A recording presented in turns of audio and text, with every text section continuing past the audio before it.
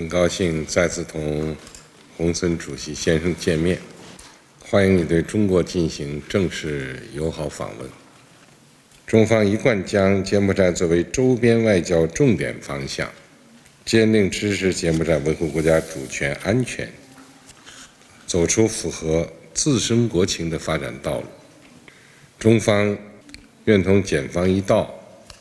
共守和平，共谋发展，共创繁荣，扎实推进中柬命运共同体建设，为推进构建人类命运共同体树立典范。ខ្ញុំសូមអរគុណចំពោះប្រសាសន៍ស្វាគមន៍ដ៏កក់ក្ដៅនិងសូមឯកភាពខ្ពស់ចំពោះការវិតម្លៃរបស់អាដាម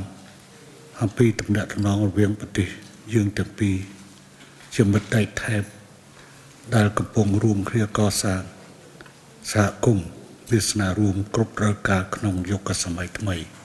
ខ្ញុំមានសេចក្តីរីករាយជាខ្លាំងដែលបានជួបអាដាមសែកថ្មីតែអាដាមជាមិត្តចាស់មិត្តពិតប្រាកដនិងជាមិត្តជាទីទុកចិត្តបំផុតរបស់ប្រជាជនកម្ពុជា